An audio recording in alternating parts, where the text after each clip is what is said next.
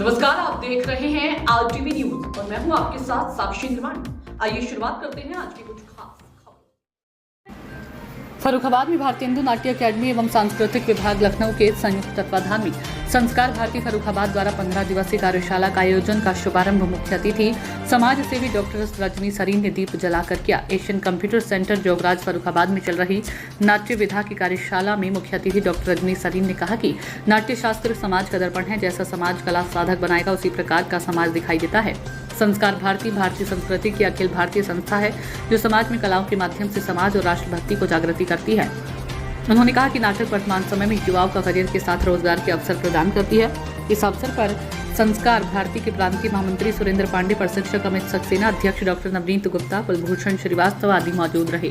फर्रुखाबाद से bureau chief Umashankar Gupta की report. और इसी के साथ साथ मैं आज स्मरण करूंगा डॉक्टर भूपेंद्रनाथ सरीन जी को, क्योंकि हमें मालूम है कि जब बचपन में हमने लोकनाट्य रामलीला में कदम रखा था तो आदरणीय डॉक्टर साहब ने ही संरक्षण दिया, तो वही उसके अध्यक्ष हुआ करते थे और वो आकर रिहर्सल भी देखते थे और जब वहाँ पे मंच पर अभिनय होता था तो भी देखते थे। कोई भी कार्यक्रम हो वो बहुत बढ़ चढ़ कर, वो वास्तव में कला और साहित्य के प्रति समर्पित थे, उन्हें अच्छा लगता था।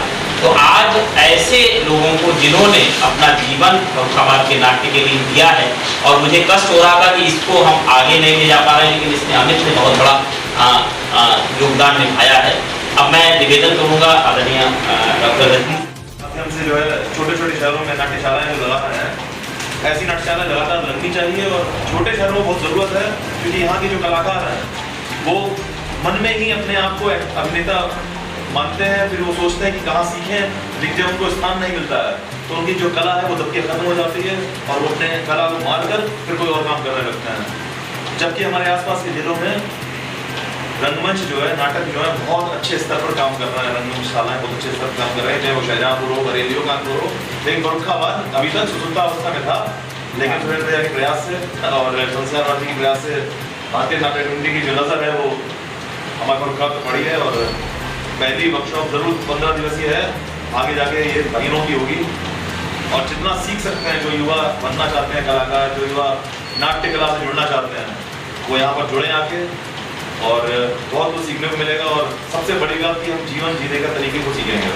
Thank you. डॉक्टर भाई है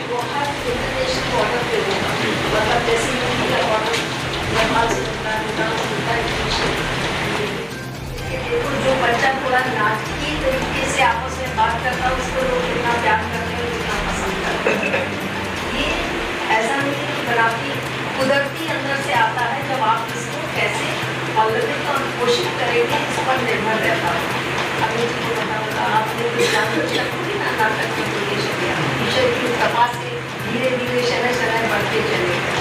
तो मेरा यही कहना है, यही आशीर्वाद है कि जिसको थोड़ी सी भी मन है वो इसको आकाशीय ऊंचाइयों तक ले जाए और हम लोगों से जो भी सहयोग होगा वो किया जाएगा। मैं यहाँ आई, अच्छा लगा, हालांकि पहले की बात याद करते थे, ये होता था कि हर शादी ब्याह में रात में सॉन्ग होता था, नाटक बहुत चलते थे, पूरा रट जगह होता था, संगीत और नृत्य ड्रामा ये सब चला करता था। ये मैंडेटरी था, ये ज़रूरी था। शादी उसके बिना पूरी नहीं होती थी। शहर ये का चला गया। आपने याद दिलवाई डॉक्टर विनय सरीन की। डॉक्टर विनय सरीन को बेशक बहुत इंटरेस्ट था, गाना भी बहुत सुनते थे, साइकिल के गाने गंभीर उनकी बहुत पसंद। और उनके चाचा जी गोकुलनाथ सरीन वकील साहब, अगर भदौरिया जी को याद होगा, वो और डॉक्टर सक्सेना हमारे हॉस्पिटल के सामने इनका और जिनका आपने नाम दिया इन लोगों का लिखा, जो बहुत अच्छे और बड़े नाटक करते थे और उनका बहुत बड़ा नाम था ये नाटक के क्षेत्र में। नाटक न केवल मन को खुश करता है, बल्कि अगर आप कुछ कहना चाहते हैं उसको प्रदर्शन करने के लिए भी इसका बहुत अहम रोल है, बहुत अफेक्टिव होता है, जिसको कहते हैं ऑडियो वीडियो अफेक्ट। मुझे एक बार बोलना था स्वच्छता के ऊपर कास्ट सेविका समिति के वर्कशॉप में। मैंने बहुत सोचा, हर जगह मैं सफाई रखो, गरीबी मत करो, सेहत नहीं, मैं कुछ अलग हटके कहना चाहती हूँ। तो अचानक मन में विचार आया दाल में मसूर की दाल डाल के गाढ़ा किया और उसको ऐसे डाला, बस देखने में ये लगता था फूफू है, और उसको रखा प्लेट में और 1 गिलास पानी लिया, सबके सामने अपना बाल तोड़ा और उसमें छुआया और ग्लास में टच कर दिया, पानी में टच किया। फिर हॉल के सारे बच्चों से कहा पियो इसे, तो कोई भी पीने को तैयार नहीं हुआ, क्योंकि उनको ये समझ में आ रहा था कि ये तो लैट्रिन है, फूफू है, इसमें इनका बाल छू के इसमें छू गया, कैसे पिए, नहीं पीने को तैयार हुए।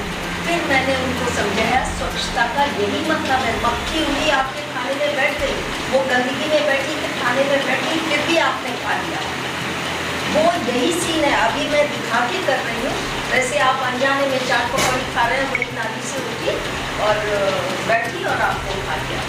बहुत गंभीरता से इसे विचारो कि इन्फेक्शन कैसे होता है, स्वच्छता कैसे, उसका इतना बड़ा इफेक्ट पड़ा कि मुझे नागपुर बुलाया गया बोलने के लिए, और आज भी बच्चे याद करते हैं कि आपने जो वो बात करी तो हम लोग शहर गए और आज तक हम लोग बाहर का नहीं खा पाते खुली कोई चीज़, मतलब एक छोटा सा नाटक इतना इफेक्टिव हो गया।